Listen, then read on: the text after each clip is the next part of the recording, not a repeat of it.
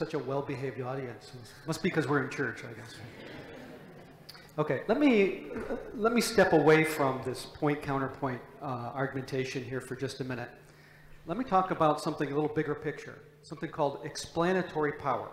Okay, what explanatory power is a scientific principle that says there are at least 3 minimum criteria in order for an explanation or a proposed explanation to actually be an explanation, to be scientific.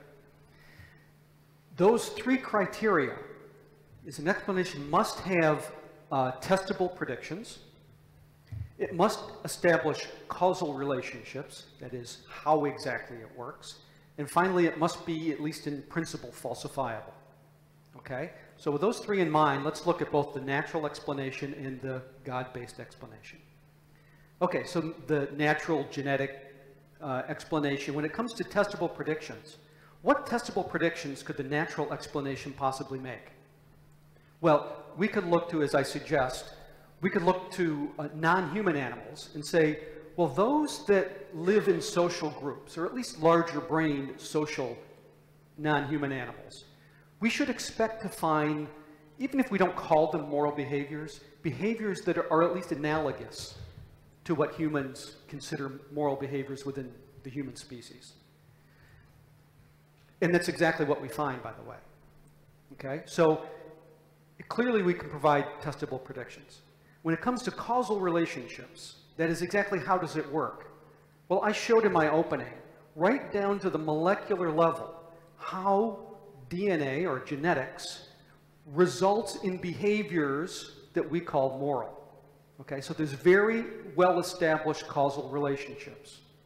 And finally, on falsifiability, what that basically means is the explanation willing to stand up and face falsification if the evidence can be provided that would show that it's not true? Okay, in that case, that's pretty simple as well.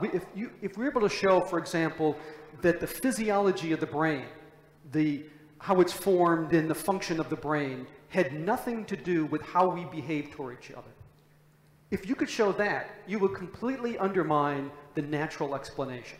So we're willing, from a naturalistic point of view, to stand up and be falsified. All right, so it meets all 3 criteria very well. Now, what about the God-based explanation? Well, on the testable prediction side, you could argue that, yes, the God-based morality does make testable predictions. What would you predict? Well, because only humans are said to be made in the image of God, we would expect to find no analogous moral behaviors in non-human social species. But wait, we do. We do find those behaviors. So it directly contradicts the God-based morality explanation. But what about causal relationships? Does the God-based morality explanation provide the how? How does this actually happen? In fact, I've asked PhD theologians, how is it the soul or the spirit actually animate the body? How does it get from being a soul to actually creating or manipulating our social behavior? And what you get essentially is the equivalent of a blank stare. There is no there. There's no relationship. Okay, and Jon hasn't offered us one. Hasn't even tried. On the falsifiability side, the God-based explanation, because the soul or spirit is defined in strictly negative terms, you know, it's immaterial, it's transcendent, so it doesn't exist in space and time.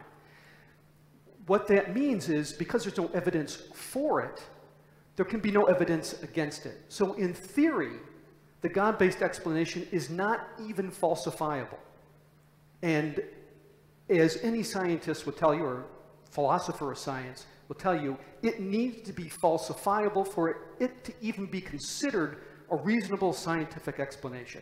So in all 3 criteria, testable predictions, causal relationships, and falsifiability, the natural explanation stands up to the test. It's a real scientific explanation. But in all 3 areas, the God-based solution doesn't even stand up to those minimum criteria. So in effect, what we have is an explanation that Jon wishes were true, but isn't even an explanation. Thank you.